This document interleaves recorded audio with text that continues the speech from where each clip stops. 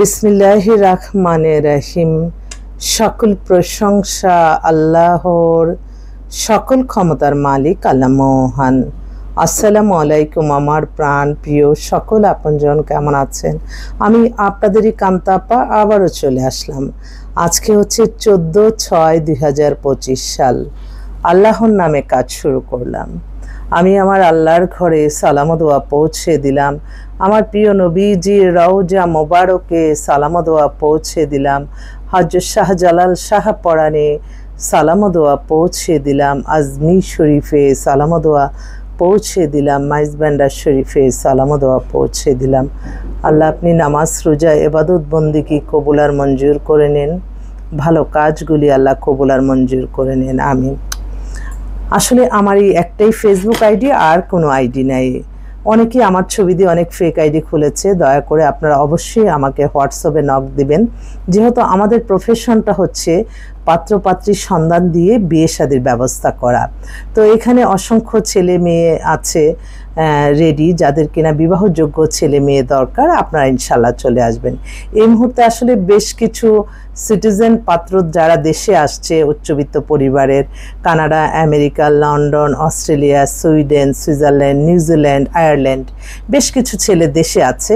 তারা বিবাহের জন্য আসছে। আর ছেলেদের বয়সটা বলে দিচ্ছি, 22 থেকে প্রায় 60-এর মধ্যে।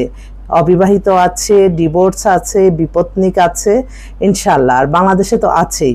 তো আমি আমার ভাই ও বোনদের আমি অনুরোধ করছি যে এই একটা সামাজিক যোগাযোগের মাধ্যমে কিন্তু আমরা ভালো কাজগুলি প্রচার করতে পারি। তো সবসময় মনে রাখতে হবে আমরা মানুষের কল্যাণে থাকব এবং আমাদের জীবন মান পরিচালনা সব কিছুরই সফলতা আসবে। অন্যকে ঠকিয়ে না, অন্যের সাথে খারাপ ব্যবহার করে না, অন্যকে প্রতিশোধ পরায়ণ না। আমরা নিজের মেধা পরিশ্রম করে এগিয়ে যেতে হবে এবং প্রত্যেকেরই মাইন্ডে থাকতে হবে আমি ভালো থাকবো, আমি আমার নামাজ রোজা ইবাদত বন্দেগী দান সদকা মানুষের কল্যাণ হজ ওমরা পালন ভালো কাজের মাধ্যমে, অন্য কোনো কিছুর মাধ্যমে আমরা একটু অন্য ওয়েতে নিজেই ভালো থাকবো, অন্যকে ক্ষতি করে সেই চিন্তা থেকে আমাদের বেরিয়ে আসতে হবে।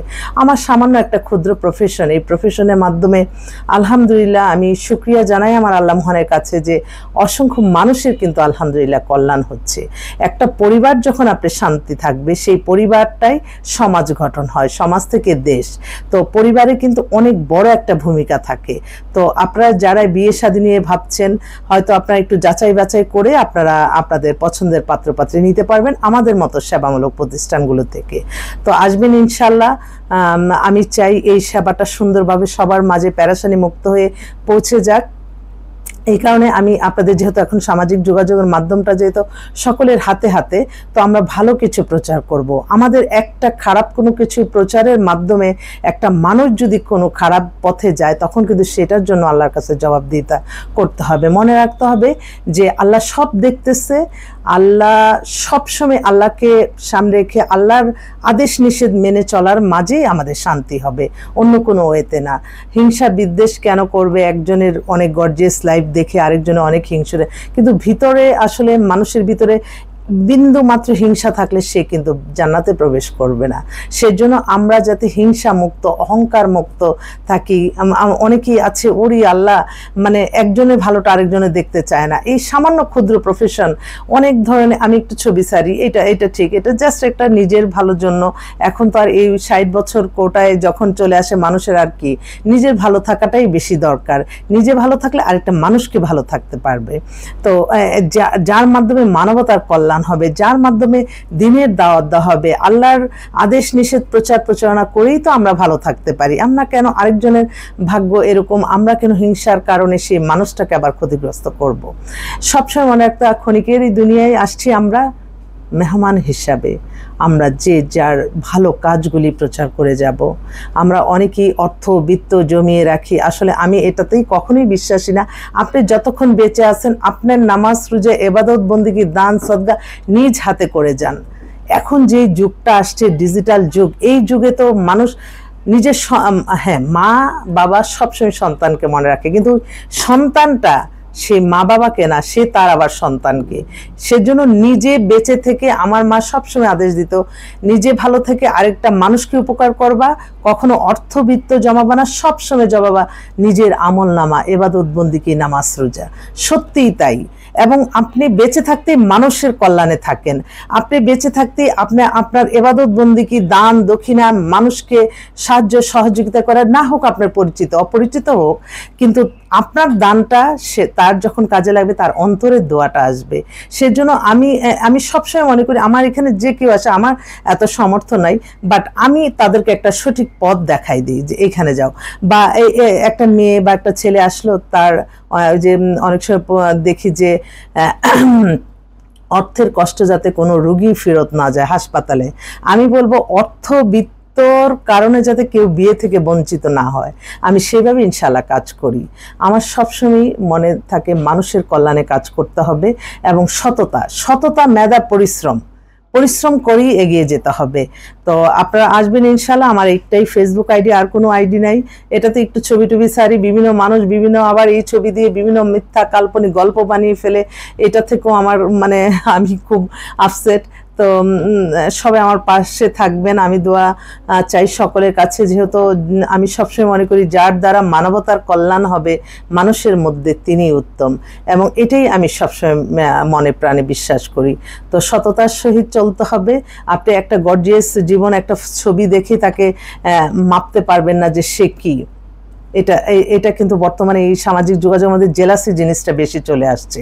এক একজনের মানুষ এক একভাবে ভাগ্য গড়ে তোলে আল্লাহ। একজনের ভাগ্য আরেকজনে নিতে পারবেন না। আপনি বলেন না যে, আপনারা এসেই বলেন যে ওই নায়িকার মতো সুন্দরী মেয়ে চাই, অমুকের মতো ছেলে চাই। এক একটা মানুষকে আল্লাহ এক একভাবে বানিয়েছে, কারোর সাথে কারো মিল নাই। তাই